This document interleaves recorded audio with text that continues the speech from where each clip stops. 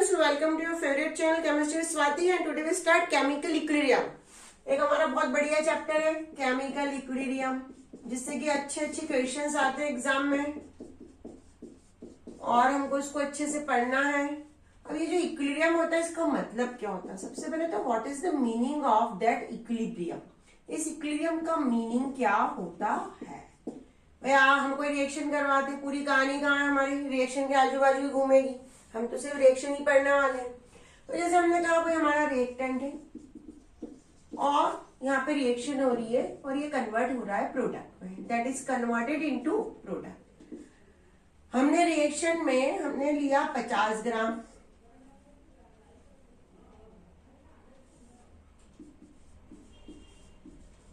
Product भी 50 ग्राम बन गया। तो हमने देखा कि रिएक्शन होने के बाद भी दोनों की कॉन्सेंट्रेशन इक्वल है। ऐसा क्या मांझ रहा है भाई? ये भी 50 है, ये भी 50 है। होना तो ये चाहिए था कि इसका कुछ कम होके इसमें आ जाना चाहिए था और उसके बाद इसकी कॉन्सेंट्रेशन बढ़ जानी चाहिए थी, ये तो खत्म हो जाना चाहिए था। हमारा कंसेप्ट क्या कहता है? हमारा कंसेप्ट ये कहता है कि इसकी कॉन्सेंट्रेशन कम हो जाए और इसकी क्या होनी चाहिए? मोर होनी चाहिए। पर ये तो कुछ नया ही मांझ रहा है। तो ये क्या होता है? एक ऐसी इक्विलिब्रियम को हम कहेंगे एक ऐसी प्रोसेस जिसमें रिएक्टेंट और प्रोडक्ट दोनों की कॉन्सेंट्रेशन क्या हो जाए? इक्वल हो जाए। कॉन्सेंट्रेशन ऑफ प्रोडक्ट, सॉरी पहले हम रिएक्टेंट ले लेते हैं। Reactant is equal to concentration of product. उस कंडीशन को कहते हैं इक्विलिब्रियम। उस कंडीशन को हम क्या कहेंगे? उस कंडीशन को हम कहेंगे equilibrium. When the concentration of reactant is equal to concentration of product, reactant और प्रोडक्ट दोनों की कॉन्सेंट्रेशन इक्वल हो जाए, उस स्टेट को हम कहते हैं इक्विलिब्रियम। अब जो इक्विलिब्रियम होता है हमारा, इक्विलिब्रियम को जनरली हम मानते हैं कि जो इक्विलिब्रियम होता है it is a reversible process. ये एक रिवर्सिबल प्रोसेस है। अब रिवर्सिबल का मतलब क्या होता है? एक ऐसा एरो हमने लोगों ने पढ़ा होगा, 10th क्लास में भी पढ़ा है। ये जो डबल एरो होता है ये कहलाता है रिवर्सिबल। तो मतलब क्या हुआ? मतलब ये हुआ कि रिएक्टेंट कन्वर्ट हो रहा है प्रोडक्ट में और प्रोडक्ट भी कन्वर्ट हो रहा है रिएक्टेंट में। दोनों प्रोसेस हो रही है वहां पे एक साथ। Reactant is converted into a product and product is also converted into reduct. Both the process are occurring, that is known as a reversible process. इसलिए यहाँ पे हमने क्या बना दिया? Double arrow. जब भी हमको केमिस्ट्री में इक्विलिब्रियम चैप्टर पढ़ना है तो हमको हमेशा डबल एरो ही बनाना, क्योंकि जितने भी इक्विलिब्रियम है वो हमेशा डबल एरो ही होगा, रिवर्सिबल प्रोसेस ही होगी। अब रिएक्टेंट से जो प्रोडक्ट बनता है उस प्रोसेस को हम क्या बोलते हैं? वीडियो को पॉज करके इक्विलिब्रियम की डेफिनेशन को आपको नोट करना है। यहाँ पे जब हम रिएक्टेंट से प्रोडक्ट बनाते हैं तो रिएक्शन कौन सी डायरेक्शन में बढ़ी? रिएक्शन आगे बढ़ी। कहां जा रही है? इधर की और राइट हैंड साइड में बढ़ना मतलब फॉरवर्ड। बैक आना, पीछे आना, इसको क्या कहते हैं? बैकवर्ड।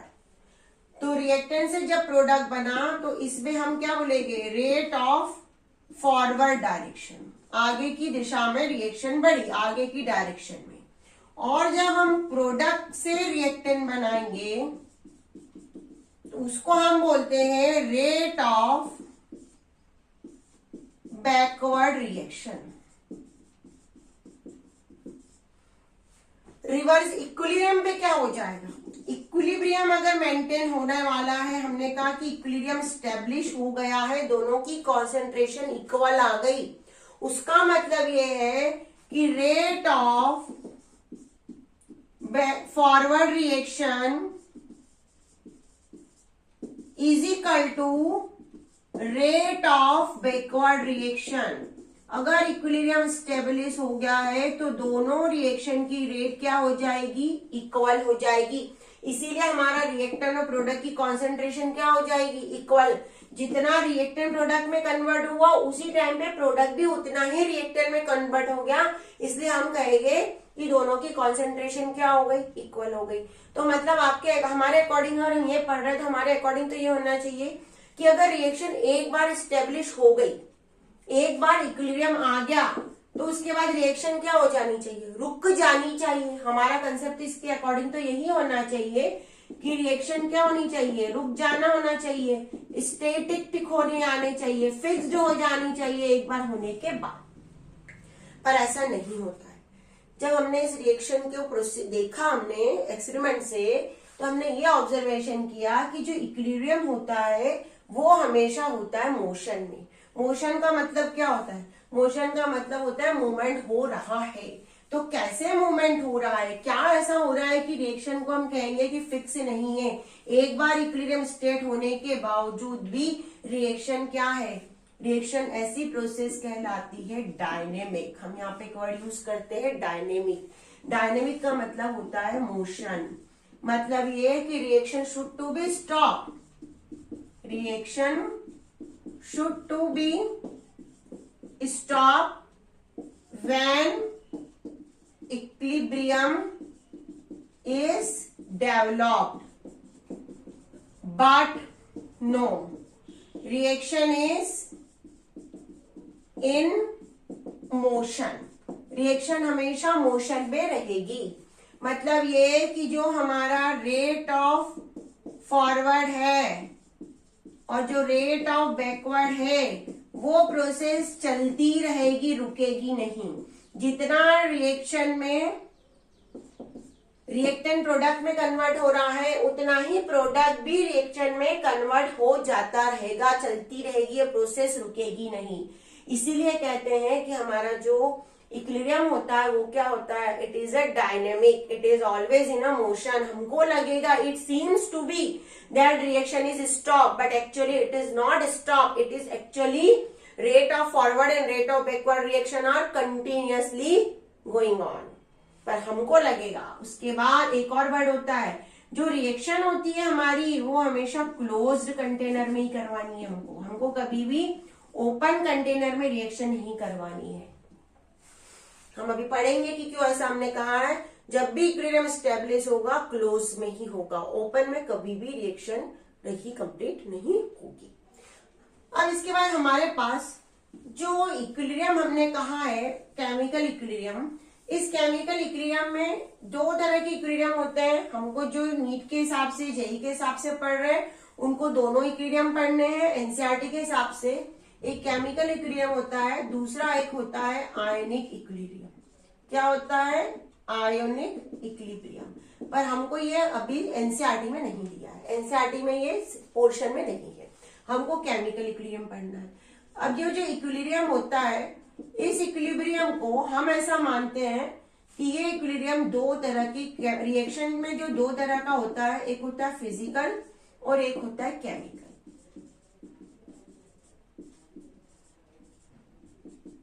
फिजिकल किसको कहते हैं, जब फेस में चेंज हो जाए कोई, तो जब वो उस कंडीशन में जो इक्विलिब्रियम स्टेब्लिश होता है वो कहलाता है फिजिकल इक्विलिब्रियम। और जब केमिकल रिएक्शन होती है वहां पे जो इक्विलिब्रियम स्टेब्लिश होता है उसे हम कहते हैं केमिकल इक्विलिब्रियम। फेस में कैसे चेंज होगा, आपने कई तरह के फेस चेंज हमने देखे हैं। रिएक्शन सॉलिड से लिक्विड में कन्वर्ट हो सकती है, लिक्विड से वेपर बन सकता है, उसके बाद सॉलिड से वेपर बन सकता है, और कुछ हो सकता है क्या, कुछ और हो सकता है क्या, सॉलिड से लिक्विड, लिक्विड से वेपर, सॉलिड से वेपर, और भी हो सकता है। अभी हम देखते हैं एक एक एग्जांपल से पढ़ के कि क्या हो सकता है। तो हम आज का हमारा जो मेन टॉपिक है वो हमारा मेन टॉपिक है फिजिकल इक्विलिब्रियम। क्या है, फिजिकल इक्विलिब्रियम। फिजिकल इक्विलिब्रियम कब स्टेब्लिश होगा, फिजिकल इक्विलिब्रियम स्टेब्लिश होगा जब कोई फेस में चेंज हो जाए। फिजिकल इक्विलिब्रियम जब कोई फेस में चेंज हो जाए। क्या होगा फेस में चेंज, फेस में चेंज ये हो सकता है कि एक स्टेट से दूसरी स्टेट, हम कहते हैं मैटर की 3 स्टेट होती है, सॉलिड, लिक्विड, गैस, तो एक स्टेट से दूसरी स्टेट में कोई कन्वर्ट हो जाए। तो फिजिकल इक्विलिब्रियम में हम जब इक्विलिब्रियम एस्टेब्लिश करते हैं तो हमको 3 चीजें, 3 ऑब्जर्वेशन हमको कभी भी किसी इक्विलिब्रियम में मिलेगी। पहले मैं तीनों ऑब्जर्वेशन देख लूं। एक ऑब्जर्वेशन ये हो सकता है when reaction is to be completed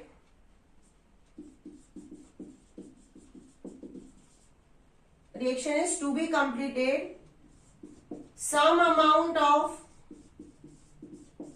reactant is remaining। यानी हमने रिएक्शन स्टार्ट कर दी, हमको ये हो सकता है कि प्रोडक्ट ज्यादा अमाउंट में मिले, रिएक्टेंट कम अमाउंट में मिले। यहां से हमने रिएक्टेंट से प्रोडक्ट बनाया, रिवर्सिबल है, प्रोडक्ट का अमाउंट क्या है, मोर, प्रोडक्ट ज्यादा अमाउंट में है और रिएक्टेंट क्या है, लेस अमाउंट में है। दूसरी कंडीशन ये हो सकती है when only some amount of product is obtain, only some amount of product is obtain, कुछ ही अमाउंट में प्रोडक्ट बना है and reactant is still present in large quantity. अभी भी रिएक्टेंट लार्ज क्वांटिटी में प्रेजेंट है। अगर रिएक्टेंट लार्ज क्वांटिटी में प्रेजेंट है मतलब रिएक्शन बहुत कम आगे बढ़ी है, प्रोडक्ट कम बना है, तो उस कंडीशन में अगर हम लिखे तो रिएक्टेंट का क्या रहेगा, मोर, और इसका क्या रहेगा, लेस। यहाँ पे भी इक्विलिब्रियम बन सकता है इन दोनों कंडीशन में। एक और कंडीशन आ सकती है तीसरी, ऐसी कंडीशन आ जाए कि दोनों हमको क्या मिले, बराबर मिल जाए, when equal amount of reactant and product is obtain. दोनों इक्वल में है तो वहां पे क्या हो जाएगा, rate of forward is equal to rate of backward भी हो सकता है। यहाँ पे भी हमको तीनों कंडीशन में इक्विलिब्रियम मिल सकता है। ये है इक्विलिब्रियम के ऑब्जर्वेशन। अब हम पढ़ते हैं फिजिकल इक्विलिब्रियम। फिजिकल इक्विलिब्रियम में पहला टॉपिक हम पढ़ते हैं अभी सॉलिड एंड लिक्विड की। इस आइस को हमने क्या कर दिया, हमने इस आइस को एक थर्मल फ्लास्क में, वो भी कैसा है, कंप्लीटली इंसुलेटेड थर्मल फ्लास्क में हमने आइस और उसके साथ वाटर, और ये वाटर, इसको रख दिया। टेम्परेचर वहां पे मेंशन किया 273 केल्विन, और ये प्रोसीजर कहाँ हो रही है, एटमॉस्फेरिक प्रेशर पे हो रही है, जो भी हमारा एटमॉस्फेरिक प्रेशर है। तो हमने क्या देखा, हमने देखा कि आइस और वाटर की जो अमाउंट है वो क्या है, कांस्टेंट है। आइस और वाटर का अमाउंट क्या है, कांस्टेंट है। मतलब अगर हम देखेंगे तो हम ये कहेंगे कि कोई भी रिएक्शन नहीं हुई, नहीं रिएक्शन हुई। अगर हमने इसको सेपरेट कर दिया, सेपरेट करके हमने देखा कि आइस क्या मेल्टिंग हुआ और वो वाटर में कन्वर्ट हुआ कुछ अमाउंट में, और कुछ वाटर मॉलिक्यूल क्या हुए, कोलाइड हुए और वो आइस की सरफेस पे जाके अटैच हुए। मतलब दोनों रिएक्शन हुई, रिएक्शन रुकी नहीं है। जो मैंने अभी कहा कि reaction is not to be stop, reaction is always in a motion. दोनों रिएक्शन पैरेलल हुई, ये भी हुई और ये भी हुई। कुछ आइस किसमें कन्वर्ट हो गया, some ice converted into water, melt होके यहाँ पे मेल्टिंग की प्रोसेस हुई, और कुछ वाटर किसमें कन्वर्ट हो गया, यहाँ पे फ्रीजिंग की प्रोसेस हुई। तो दोनों प्रोसेस क्या हुई, इक्वली हुई। हमने दोनों को सेपरेट करके भी देख लिया और दोनों को देखा तो हमको लगा कि दोनों प्रोसेस सिमिलर हुई। मतलब rate of melting is equal to rate of freezing. यहाँ पे हमारा स्टेब्लिश हो गया इक्विलिब्रियम। क्या स्टेब्लिश हुआ, equilibrium. At equilibrium rate of melting is equal to rate of freezing because some amount of ice is converted into water or liquid, and the same time some water molecule collide and adhere to the surface of ice. कुछ water molecule ऐसे collide हुए, जैसे ये water molecule है container के अंदर और यहाँ पे आइस भी है, तो ये आपस में कोलाइड होके आइस की सरफेस से अटैच हो गए, और कुछ आइस के पार्टिकल किसमें कन्वर्ट हो गए, लिक्विड में कन्वर्ट हो गए। दोनों प्रोसेस साथ में हुई, पर दोनों प्रोसेस की रेट क्या थी? इक्वल थी। तो हमने देखा थर्मल फ्लास्क में कि अमाउंट कोई भी चेंज नहीं हुआ। Concentration of ice is equal to concentration of water is similar. जब भी हम कॉन्सेंट्रेशन लिखते हैं हमको स्क्वायर ब्रैकेट का यूज करना पड़ता है, यहाँ पे ऐसे नहीं लिखा जाता बिना ब्रैकेट के। ये एक प्रोसेस हमने देखी। इस प्रोसेस को हमने क्या कहा? इसको हमने कहा कि ice is converted into water. मतलब क्या लिख सकते हैं? सॉलिड इन टू लिक्विड हो सकता है। सॉलिड इनटू लिक्विड ये इसमें देख लिया हमने। इक्विलिब्रियम स्टेबलिश हुआ, टेम्परेचर को 273 केल्विन पे रखा और एटमॉस्फेरिक प्रेशर पे हुई ये रिएक्शन। अब दूसरी एक और रिएक्शन हम देखते हैं इसमें। अब हम देखते हैं लिक्विड इंटू वेपर वाली कि क्या हो रहा है भाई लिक्विड इंटू वेपर के लिए। लिक्विड इंटू वेपर वाली रिएक्शन कैसे होगी, हम इसको भी पढ़ते हैं कि क्या होने वाला है यहाँ पे। लिक्विड इंटू वेपर,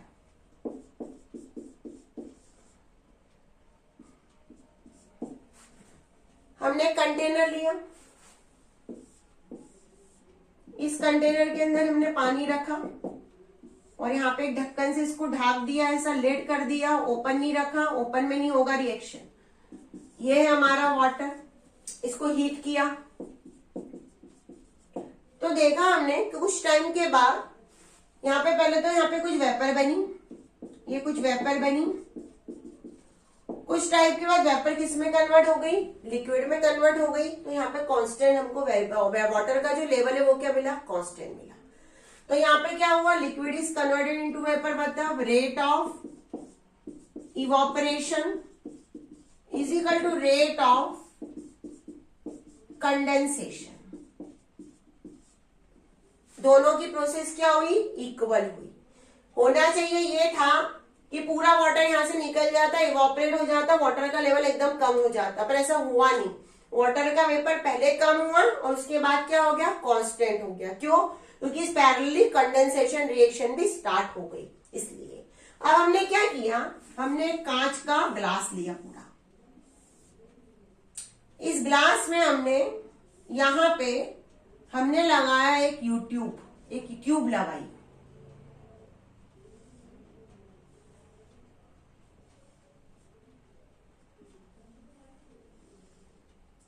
डायग्राम थोड़ा अच्छा नहीं बना क्योंकि हमको कोई डायग्राम की एग्जाम नहीं देनी है। और यहां पे हमने मर्क्यूरी को भर दिया। इसको हम क्या बोलते हैं? इसको हम कहते हैं मैनोमीटर। इसको हम बोलते हैं मैनोमीटर। ये इंस्ट्रूमेंट कहलाता है manometer. To use the measure vapour pressure, vapour pressure को मेजर करने के लिए यूज किया जाता है। पहले हमने इस कांच के कंटेनर के अंदर सबसे पहले हमने क्या किया? कुछ टाइम के लिए CaCl2 या P2O5 को रखा, फास्फोरस पेंटाऑक्साइड और कैल्शियम क्लोराइड। इसका काम क्या होता है? इसका काम ये होता है कि इसको एनहाइड्रस कर दे। एनहाइड्रस का मतलब होता है कोई भी अगर वाटर वेपर प्रेजेंट है तो उसको एब्जॉर्ब कर ले। वाटर वेपर को क्या करेगा? ये वाटर वेपर को या वाटर को क्या कर लेगा? मॉइस्चर को क्या करेगा? वाटर वेपर हो मॉइस्चर हो उसको एब्जॉर्ब कर लेगा, ये एब्जॉर्प्शन का काम करेगा। इसके बाद हमने एब्जॉर्प्शन, हमने यहाँ पे एक पेट्री डिश रखी और इस पेट्री डिश में हमने रखा वाटर और इसको हमने एटमॉस्फेयर में रख दिया। जब हम इसको एटमॉस्फेयर में रखेंगे कुछ टाइम के बाद हम देखेंगे कि ये जो मर्क्यूरी है, मैनोमीटर में ये जो मैंने काला बनाया है ये क्या है? ये है मर्क्यूरी। हमने Hg को भरा हुआ है। अभी तक इनका दोनों का लेवल क्या था? इक्वल था। कुछ टाइम के बाद हम देखेंगे कि जब प्रोसेस स्टार्ट हुई तो ये लेवल अनइक्वल हो गया। क्या हो गया? ये लेवल अनइक्वल हो गया। ऊपर थोड़ा सा बढ़ गया और नीचे यहां से कम हो गया। एक में, एक लिंब में बढ़ गया, एक लिंब में कम हुआ। तो ऐसा क्यों हुआ? ऐसा इसलिए हुआ कि जो वाटर है हमने उसको एटमॉस्फेयर में रखा, वहां पे प्रोसेस हुई इवेपोरेशन की और इवेपोरेशन से वाटर का लेवल कम हो जाएगा यहाँ पे और वेपर बनेगी। जो वेपर बनेगी वो कोई वेपर प्रेशर को डेवलप करेगी। वेपर क्या करती है? वेपर जो होती है, जैसे यहाँ पे हमने कहा ये वेपर है, तो वेपर नीचे की डायरेक्शन में जब वेपर बनती है तो वेपर क्या लगाती है, वेपर एक प्रेशर डेवलप कर देती है। आपने अपने घरों में भी देखा होगा, अगर हम अपने घरों में एक कंटेनर ले, उसके अंदर पानी रखे और उसको ढक दे, पूरा पानी रखे, तो थोड़े टाइम बाद आप देखना कि वहां पे हमको कंडेंसेशन, ढक्कन हम खोलेंगे तो हमको ऐसी वाटर की ड्रॉप्स दिखेगी, और बहुत ज्यादा टाइम तक रखेंगे तो प्रेशर बनेगा, वहां पे दिखेगा आपको। तो जो प्रेशर होता है, वेपर जो प्रेशर बनाती है वो नीचे की डायरेक्शन में बनाएंगे, ऊपर तो ढक्कन है, क्योंकि वेपर कहाँ इकट्ठी होगी भाई, यहाँ पे ही होगी, और फिर यहीं से मेल्ट होके और कंडेंस होके यहाँ पे वापस लिक्विड में आ जाएगी, तो वो नीचे की डायरेक्शन में प्रेशर लगाएगी, उसको हम कहते हैं वेपर प्रेशर। एटमॉस्फेयर पे ही रहेगा, atmosphere specific temperature atmospheric pressure पे ही रहेगा ये। तो ये वेपर प्रेशर की वजह से ये क्या हो गया, लिम्ब में एक जगह मर्क्यूरी का लेवल क्या हो गया, स्टार्ट हो गया बढ़ना, लेकिन कुछ टाइम के बाद ये लेवल क्या हो जाएगा, कांस्टेंट। फर्स्ट क्या होगा, फर्स्ट ये कंडीशन बनेगी कि फर्स्ट में हम कहेंगे कि लेवल थोड़ा सा इंक्रीज होना स्टार्ट हुआ, first level is increased in manometer, but after some time it will become constant। क्यों कांस्टेंट होने गया, क्योंकि जितना इवापोरेशन हो उतना ही वहां पे कंडेंसेशन भी स्टार्ट हो जाएगा, दोनों प्रोसेस इक्वल हो जाएगी, तो वेपर प्रेशर क्या हो जाएगा, कांस्टेंट हो जाएगा, क्योंकि वेपर एक स्पेसिफिक अमाउंट में ही बनेगी, फिर बार बार ज्यादा नहीं बनेगी, जितनी बनने वाली तो इतनी ही बनती, रेट चलता रहेगा। तो इसको हम कहते हैं कि हमने मेजर करके भी देख लिया कि वेपर प्रेशर कैसे होता है, वेपर प्रेशर पे कौन कैसे बनता है, वेपर प्रेशर कैसे कांस्टेंट होता है। ये पूरी प्रोसेस क्या होगी, ये पूरी प्रोसेस एक एटमॉस्फेरिक प्रेशर पे होगी हमारे, याद रखना, it will be occur at atmospheric pressure, हमारे नॉर्मल एटमॉस्फेरिक प्रेशर पे होगी। ये हमने अभी पढ़ लिया सॉलिड इनटू लिक्विड। अब हम पढ़ते हैं सॉलिड इनटू वेपर क्या होता है, और सॉलिड इनटू वेपर का क्या यूज है हमारे पास, कि भाई सॉलिड इनटू वेपर के लिए हम क्या यूज कर सकते हैं। तो सॉलिड इनटू वेपर के लिए हम क्या करेंगे बेटा, सॉलिड इनटू वेपर के लिए हम एक, आप लोगों ने आयोडीन का नाम सुना होगा। आयोडीन क्या होता है, आयोडीन दो स्टेट में एग्जिस्ट करता है, अगर आयोडीन को हीट करे तो वो वेपर में कन्वर्ट हो जाता है, और आयोडीन क्या होता है, आयोडीन होता है सॉलिड, आयोडीन क्या होता है, सॉलिड, और iodine vapour, iodine exist into two state, equilibrium पे वो अगर हो जाए तो सॉलिड। हमने एक कंटेनर लिया, क्लोज कंटेनर लिया, इसमें यहां पे हमने आयोडीन रखी, आयोडीन को सॉलिड वे में रखा। कुछ टाइम के बाद हमने देखा कि यहाँ पे आयोडीन की वेपर आ गई, और जिसका कलर था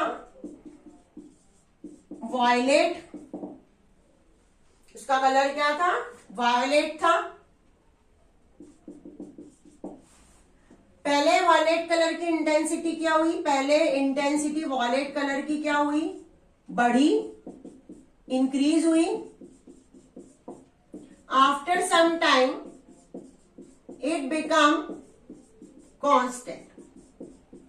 क्यों ऐसा हुआ, ऐसा इसलिए हुआ कि स्टार्टिंग में तो आयोडीन की वेपर बननी चालू हुई, जैसे हमने इसको हीट किया, गर्म किया, तो उसके बाद धीरे धीरे आयोडीन वेपर भी वापस सॉलिड में कन्वर्ट होना स्टार्ट हो जाएगी। तो आयोडीन वेपर का अमाउंट क्या हो जाएगा, फिक्स हो जाएगा, कांस्टेंट हो जाएगा उसकी कॉन्सेंट्रेशन। इसलिए पहले हमको लगा कि वॉलेट कलर बढ़ रहा है, उसके बाद वॉलेट कलर क्या हो जाएगा, स्टेबल हो जाएगा, कांस्टेंट हो जाएगा। तो यहाँ पे सॉलिड इनटू वेपर का एग्जांपल हमने पढ़ लिया कि भाई सॉलिड से कैसे वेपर में कन्वर्ट हुआ, और वेपर से किसमें, सॉलिड में कैसे कन्वर्ट हुआ। कौन सी प्रोसेस कहलाएगी है, रेट ऑफ सब्लिमेशन। सब्लिमेशन हुआ तो दोनों जगह सब्लिमेशन हो रहा है, तो रेट ऑफ सब्लिमेशन, यहाँ पे हम दोनों रिएक्शन साथ में ही लिखेंगे, is equal to rate of sublimation. दोनों वाइस वर्सा प्रोसेस है, तो दोनों की रेट इक्वल हो गई। ये है हमारा सॉलिड इनटू वेपर का एग्जांपल। हम पढ़ते हैं solid into liquid, dissolve. Solid को हमने लिक्विड में डिजॉल्व किया है। यहाँ पे ऐसा नहीं कि सॉलिड और लिक्विड के बीच में बना है, सॉलिड को डिजॉल्व किया है लिक्विड में। कैसे, हमने क्या किया, हमने एक कंटेनर लिया, इसके अंदर वाटर लिया, और हमने यहाँ पे शुगर को इसके अंदर डिजॉल्व करना स्टार्ट किया। we have taken a water some amount and try to add the sugar in it, dissolve in it. कुछ हिलाने के बाद हमने देखा कि और शुगर इसमें डिजोल्व हो सकती है. A solution in which more sugar can be dissolved, ऐसा सॉल्यूशन जिसमें और शुगर डिजोल्व हो सकती है is known as unsaturated solution. उसको हम क्या बोलेंगे? अनसेचुरेटेड. जिसमें अभी और शुगर डिजोल्व हो सकती है उसको हम बोलते हैं अनसेचुरेटेड सॉल्यूशन. अब हमने उसमें और शुगर डिजोल्व करना चालू कर दिया. एक ऐसी कंडीशन आ जाएगी कि उसके बाद उसके अंदर कोई भी शुगर डिजोल्व नहीं होगी. A solution in which no more sugar can be added and that solution is known as saturated solution. A solution in which no more sugar can be added, that solution is known as unsaturated. पक्का नहीं, saturated solution. तो दो तरह के solution है, एक जिसमें sugar को डिजोल्व और कर सकते हैं और एक जिसमें शुगर को डिजोल्व नहीं कर सकते. जिसमें कर सकते हैं उसको हम कहेंगे अनसैचुरेटेड, जिसमें नहीं कर सकते वो क्या कहलाएगा? Saturated solution. तो हम कहेंगे कि अब तो शुगर डिजोल्व हो गई, रिएक्शन रुक गई. तो बेटा रिएक्शन वहां पे नहीं रुकेगी. रिएक्शन क्या हो जाएगा? वहां पे एक इक्विलिब्रियम स्टार्ट हो जाएगा. कैसे इक्विलिब्रियम स्टार्ट होगा? इक्विलिब्रियम ऐसे स्टार्ट होगा कि हमारे पास एक शुगर है जो कौन सी स्टेट में है? सॉलिड. और दूसरी शुगर कौन सी स्टेट में है? शुगर सॉल्यूशन के अंदर. तो दोनों की क्या हो जाएगा? दोनों की रेट इक्वल हो जाएगी. Rate of dissolution is equal to rate of crystallisation. कुछ शुगर क्या हो जाएगा? कुछ शुगर डिजोल्व होगी वाटर के अंदर और कुछ शुगर जो वाटर के अंदर डिजोल्व है वो आके कोलॉइड होके सॉलिड शुगर में कन्वर्ट हो जाएगी. शुगर के पार्टिकल से अटैच होके कन्वर्ट हो जाएगी. तो दोनों प्रोसेस एक साथ स्टेबलिश हो जाएगी और ये एक स्टेट कहलाएगी इक्विलिब्रियम. मतलब हम कहेंगे रिएक्शन रुकी है, रिएक्शन रुकी नहीं है. कुछ शुगर सॉलिड वे में है वो डिजोल्व होगी और जो डिजोल्व हो चुकी है शुगर वो वापस क्रिस्टल के वे में सॉलिड में कन्वर्ट हो जाएगी. अब हमने क्या किया? हमारी ये प्रोसेस सही है या नहीं है, कि हम जो कह रहे हैं वो लॉजिकली कितना सही है. तो उसके लिए हमने क्या किया? हमने उसके लिए एक रेडियो एक्टिव शुगर ली और उस रेडियो एक्टिव शुगर को हमने क्या किया? सॉल्यूशन के अंदर डाला. अभी तक सॉल्यूशन के अंदर कोई शुगर थी क्या? नहीं. ये सभी शुगर तो मैंने बताई थी वो क्या थी स्टार्टिंग की? वो सभी शुगर थी नॉन रेडियो एक्टिव. अब हमने सॉल्यूशन के अंदर नॉन रेडियो एक्टिव शुगर डाली. जब हम सॉल्यूशन के अंदर यहाँ पे हमने कौन सी शुगर डाली? Radio active. तो हमने देखा कि कुछ टाइम के बाद जो शुगर सॉलिड शुगर है उसमें भी क्या आ गया? जो सॉलिड शुगर है और जो डिजोल्व शुगर है, ये है सॉलिड शुगर, ये है डिजोल्व सॉल्यूशन के अंदर. तो दोनों के अंदर आ गई रेडियो एक्टिव शुगर. मतलब कि दोनों प्रोसेस हो रही है वहां पे. एक बार क्या हो रहा है? क्रिस्टलाइजेशन हो रहा है और दूसरी बार क्या हो रहा है? दूसरी बार हो रहा है डिसॉल्यूशन. ये एक्टिविटी इंडिकेट करेगी कि दोनों प्रोसेस एक साथ हो रही है गैस इन लिक्विड के अंदर. क्या करते हैं? गैस इन लिक्विड के अंदर. सभी ने कोल्ड ड्रिंक पिया होगा. अरे खाने पीने की चीजें हमको याद नहीं, ऐसा तो होता है. आप लोग कभी क्या कोल्ड ड्रिंक पीते ही रहते हो रेगुलरली. तो कोल्ड ड्रिंक में देखा होगा उसकी बोतल ओपन करते तो क्या होता है? गैस निकलती ऊपर की ओर आती है और थोड़े टाइम के बाद क्या हो जाता है? लेवल इक्वल हो जाता है. तो क्या होता है? ऐसा क्यों होता है? लेवल इक्वल क्यों होता है? हम ये देखते हैं. हमने कोल्ड ड्रिंक की बोतल को ओपन किया. ये अभी तो ढक्कन बंधा है. यहाँ पे ये हमारा लिड है, ढक्कन है. और यहाँ पे जैसे ही इसको ओपन करो हटाओ तो ऐसे गैस ऊपर की ओर दिखती है हमको. गैस क्या होती? Come out. तो क्या होता है कि गैस कम आउट क्यों होती है? ऐसे बाहर क्यों निकलती? फिजेल के रूप में निकलती जनरली इसके लिए होता है. नहीं यहाँ तो रहने दो. गैस कम आउट क्यों होती? भाई ढक्कन अगर है तो यहाँ पे प्रेशर ज्यादा है. क्या है? अगर यहाँ पे लीड ढका हुआ है तो प्रेशर बहुत ज्यादा है. और अगर प्रेशर ज्यादा है तो जो गैस है CO2 गैस उस हाई प्रेशर में क्या रहेगा? वो सॉल्यूशन के अंदर डिजॉल्व होगी। हाई प्रेशर में CO2 gas more dissolve in solution. अब हमने क्या किया, ढक्कन को खोल दिया। जैसे ढक्कन खोल देंगे, लीड ओपन, प्रेशर क्या हो जाएगा, लो, और लो प्रेशर में गैस क्या हो जाएगी, गैस एक इक्विलिब्रियम को मेंटेन करने की कोशिश करेगी, और उस इक्विलिब्रियम को मेंटेन करने के लिए वो क्या करेगी, बाहर निकलेगी। बाहर कौन सा है इक्विलिब्रियम, प्रेशर क्या है वहां पे, बाहर एक एटमॉस्फेरिक प्रेशर है, बाहर आउटसाइड में क्या है, एक एटमॉस्फेरिक प्रेशर कह सकते हैं हम, और उस एटमॉस्फेरिक प्रेशर में गैस अपने आप को क्या करेगी, इक्विलिब्रियम में लाने की कोशिश करेगी, और उस इक्विलिब्रियम में लाने के लिए वो निकल जाएगी, और थोड़े टाइम के बाद ये ढक्कन का जो ढक्कन के नीचे का एरिया है वो क्या हो जाएगा, ऐसा फ्लैट दिखेगा, हमको स्टेबल दिखेगा। थोड़े टाइम के बाद हमारी जो गैस है हमको कैसी दिखेगी, फ्लैट दिखेगा वहां पे। तो क्यों ऐसा हुआ, क्योंकि जब तक ढक्कन था तब तक प्रेशर हाई था। जितना ज्यादा प्रेशर होता है गैस सॉल्यूशन वहां पे, उतनी ज्यादा गैस डिजॉल्व होती है। जैसे हमने ढक्कन को ओपन किया तो क्या हो जाएगा, प्रेशर कम हो जाएगा। अब जो गैस डिजॉल्व है वो अपने आप को इक्विलिब्रियम में लाने की कोशिश करेगी एटमॉस्फेरिक प्रेशर के साथ, तो इसलिए वो बाहर निकलेगी, और थोड़े टाइम के बाद हमको बॉटल के अंदर एक फ्लैटन दिखेगा, एक जैसा दिखेगा, स्टेबिलिटी आ जाएगी। तो ये कहलाता है गैस इन लिक्विड। ये पूरे हमारे एग्जाम्पल हो गए। तो अभी तक हमने जो पढ़ा है वो क्या है, फिजिकल इक्विलिब्रियम में हमने क्या पढ़ा, पहली चीज फिजिकल इक्विलिब्रियम हमेशा क्लोज कंटेनर में होगा, ओपन कंटेनर में तो पॉसिबल ही नहीं है बेटा। अगर हमने इवेपरेशन करवाया पूरे ढक्कन को हटा के, तो बहुत बड़े एरिया में इवेपरेशन की प्रोसेस हो जाएगी, कंडेंसेशन हो ही नहीं पाएगा, वेपर बाहर बिखर जाएगी बड़े एरिया में। तो इक्विलिब्रियम जो स्टेब्लिश होता है हमेशा हमारा फिजिकल इक्विलिब्रियम हो, तो फिजिकल इक्विलिब्रियम हमेशा स्टेब्लिश होगा एक क्लोज कंटेनर के अंदर। क्या, क्लोज कंटेनर के अंदर ही इक्विलिब्रियम स्टेब्लिश होगा, कभी भी ओपन कंटेनर के अंदर इक्विलिब्रियम स्टेब्लिश नहीं हो पाएगा। Properties of physical equilibrium. Equilibrium is established only in closed container। Close container होना बहुत जरूरी है। दूसरा, इक्विलिब्रियम जो होता है, equilibrium is a dynamic.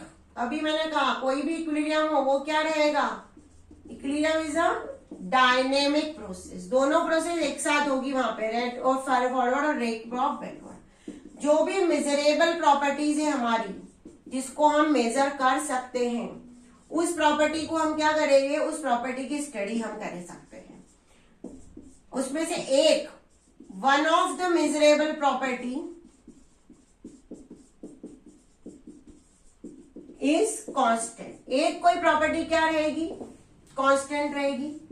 Measurable property जो है हमारी, inform us to extent of reaction.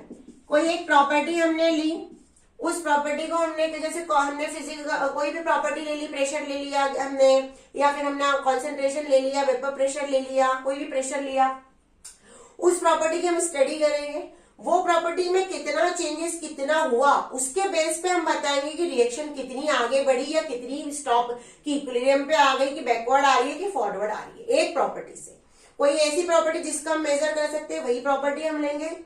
Equilibrium हमेशा स्टेब्लिश कहाँ पे होगा, क्लोज कंटेनर के अंदर होगा। इक्विलिब्रियम क्या है, एक डायनेमिक प्रोसेस है, फॉरवर्ड और बैकवर्ड दोनों चलता रहेगा, रुकेगा कभी नहीं। मेजरेबल प्रॉपर्टीज को स्टडी कर सकते हैं हम, उसमें से एक कोई मेजरेबल प्रॉपर्टी को हम मान लेंगे कि इसको हमको मेजर करना है, उसको मेजर करके उसको देखे कि बता सकते हैं हम कि कितने एक्सटेंट तक, एक्सटेंट मतलब अमाउंट, कि भाई रिएक्शन कौन सी, जैसे हम यहाँ से लेकर यहाँ तक हमारी रिएक्टेंट प्रोडक्ट चल रहा है, तो इस पॉइंट पे हम देखेंगे उसकी प्रॉपर्टी मेजर करके कि क्या हुआ, भाई ऐसी डायरेक्शन में अगर जा रही है तो इस पॉइंट में कितना चेंजेस हुआ, रिएक्टेंट कितना बचा, प्रोडक्ट कितना बचा, यहाँ पे देखेंगे, ऐसे देखिए इस पॉइंट पे हम एक एक्सटेंट पे देख के हमको फाइंड आउट कर सकते हैं कि रिएक्शन कितनी आगे बढ़ी। तो बेटा पढ़ते रहिए, ये चैप्टर बहुत इजी है, हमको सिर्फ इसको समझना है। हमारी सिंपल लैंग्वेज में अगर इसको पढ़ेंगे तो बहुत मजा आएगा। अगर हम इसको बहुत ज्यादा हार्ड बना के बहुत हार्ड लैंग्वेज में पढ़ेंगे तो हमको कुछ भी समझ में नहीं आएगा। छोटे छोटे एग्जाम्पल से हम समझेंगे और एग्जाम्पल को बिल्कुल जनरलाइज करके जो डेली एग्जाम्पल के लाइफ के उसको पढ़ेंगे तो ही मजा आएगा। तो पढ़ते रहिए, कोई डाउट है तो कमेंट्स बॉक्स आपके लिए हमेशा खुला